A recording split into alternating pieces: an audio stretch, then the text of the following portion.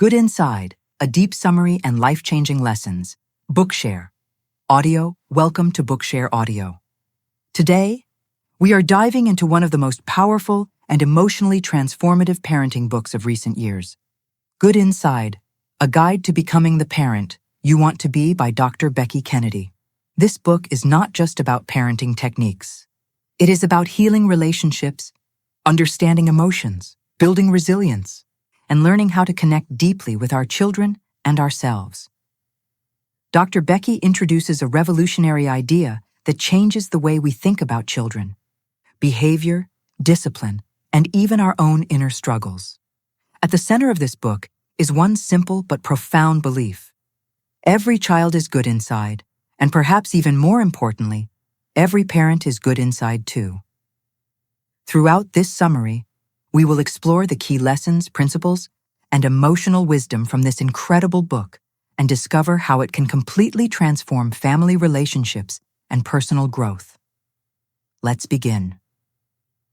The core philosophy: every child is good, inside one. Of the strongest messages in this book is that behavior does not define identity. Children are not bad kids because they scream, hit, lie, or disobey. Instead, difficult behavior is often a signal that something deeper is happening emotionally inside the child. Dr. Becky explains that beneath every meltdown, rude comment, tantrum, or act of aggression is a child struggling with overwhelming feelings. Unmet needs, fear, frustration, sadness, confusion, or insecurity, instead of asking, "What's wrong with my child?" She encourages parents to ask, "What is my child struggling with?" This shift changes everything. When parents see their child as fundamentally good, they stop parenting through shame, punishment, and fear. Instead, they begin parenting through curiosity, empathy, boundaries, and connection. The book argues that traditional discipline methods often focus too much on controlling behavior while ignoring emotional needs. Punishments may stop behavior temporarily, but they often damage connection and fail to teach emotional regulation. Children do not need perfection. They need understanding, they need safety, they need connection, and they especially need parents who can stay emotionally steady during difficult moments. Behavior is a window into a child's inner world. Dr. Becky repeatedly reminds readers that behavior is communication. A child who screams may be overwhelmed. A child who lies may feel unsafe telling the truth. A child who refuses to listen may feel powerless. A child who hits may lack emotional regulation skills. The visible behavior is only the tip of the iceberg. This idea completely changes how parents respond. Instead of reacting with anger, parents can pause and ask, "What's happening underneath this behavior?" For example, if a child yells, "You're the worst parent ever," the traditional response might be punishment, yelling, or sending the child away. But Dr. Becky encourages parents to recognize that those words often come from emotional pain, disappointment, or dysregulation. The child may really mean, "I'm overwhelmed. I feel misunderstood. I'm disappointed. I don't know how to handle these feelings." This perspective does not excuse bad behavior. Instead, it helps parents respond in a way that teaches emotional skills. Instead of creating shame, two things can be true at once, another life-changing concept. From the book is the idea that two things are true. This means parents can hold boundaries while also validating emotions. For example, a parent can say, "You cannot hit your brother," and "I understand you are really angry." Both things are true. This principle helps families avoid constant power struggles. Children do not need parents who always give in. They need parents who can remain firm while still respecting feelings. This creates emotional safety. A child learns, "My feelings are allowed." But not all behaviors are acceptable. This distinction is incredibly important. Many adults grow up believing emotions are dangerous, shameful, or unacceptable because their feelings were dismissed in childhood. Dr. Becky encourages parents to teach children that emotions themselves are never bad. Anger is not bad. Fear is not bad. Sadness is not bad. What matters is learning how to manage emotions safely and responsibly. The importance of connection over control. One of the biggest shifts this book offers is moving away from control-based parenting toward connection-based parenting. Traditional parenting often relies heavily on rewards, punishments, threats, sticker charts, or timeouts. But Dr. Becky argues that these methods often focus more on obedience than emotional growth. Children may comply temporarily, but they do not necessarily develop internal emotional skills. Connection is what actually creates long-term emotional health. When children feel emotionally connected to caregivers, they are more cooperative, resilient, confident, and secure. Connection creates safety. Safety creates regulation. Regulation creates better behavior. This is why the parent-child relationship matters so much. Children learn emotional regulation not through lectures, but through repeated experiences with calm, supportive adults. Boundaries are necessary and loving one. Misconception about gentle parenting is that it means allowing children to do whatever they want. Dr. Becky strongly disagrees with permissive parenting. In fact, she believes children deeply need sturdy boundaries. Boundaries create safety. Children feel safer when adults are calm, confident leaders who can handle difficult emotions and situations. For example, a parent may physically stop a child from hitting while calmly saying, "I won't let you hit." This is both loving and firm. The goal is not punishment. The goal is safety and emotional containment. Parents are not responsible for controlling their child's feelings. Parents are responsible for holding boundaries and helping children manage emotions safely. This distinction is powerful. Parents must learn emotional regulation. One of the most honest parts of this book is its acknowledgement that parenting often triggers unresolved wounds from our own childhoods. Children can activate old fears, shame, insecurities, and emotional patterns buried deep inside adults. When a child screams, disobeys, or rejects us, many parents unconsciously hear messages connected to their own upbringing. Maybe they were criticized. Maybe they were shamed. Maybe they were punished harshly. Maybe their emotions were ignored. Without realizing it, adults often repeat the same patterns they experienced growing up.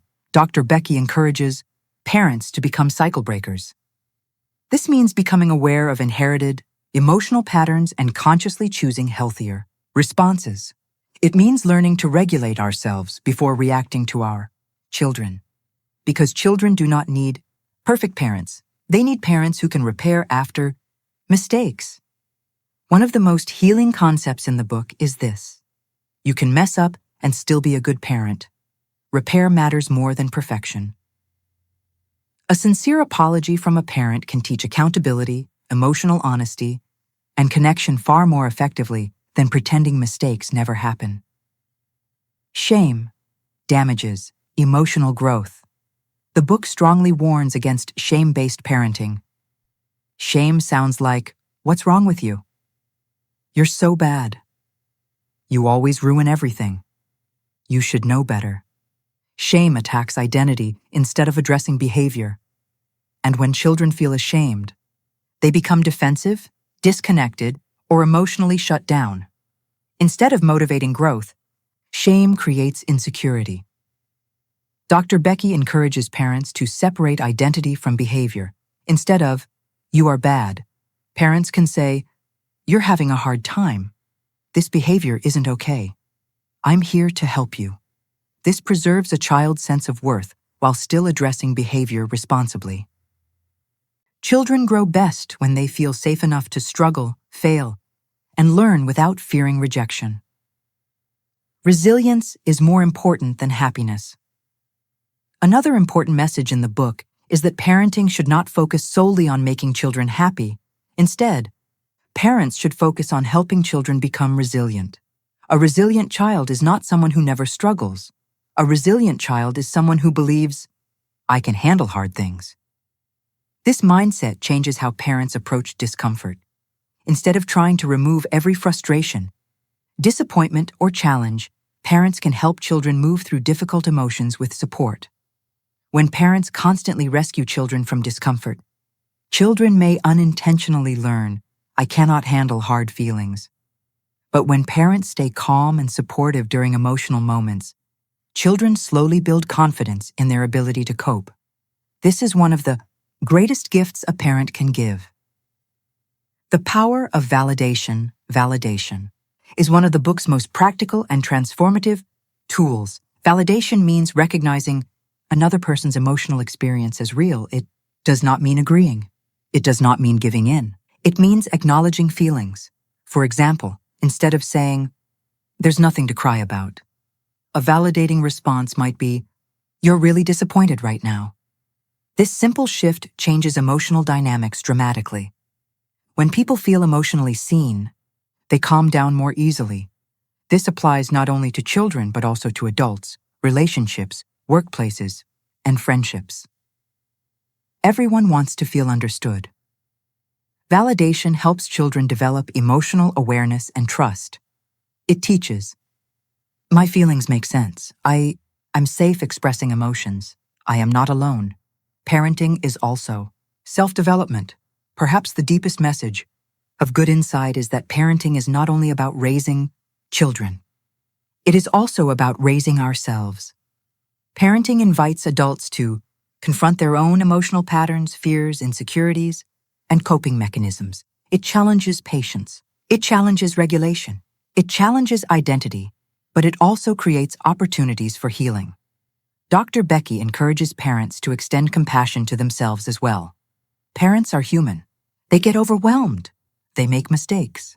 They struggle, and still, they are good inside too. This perspective creates space for growth rather than shame. Instead of asking, "Am I a perfect parent?" the better question becomes, "Am I willing to repair, reflect, and keep growing?" Final Thoughts Good Inside is far more than a parenting guide.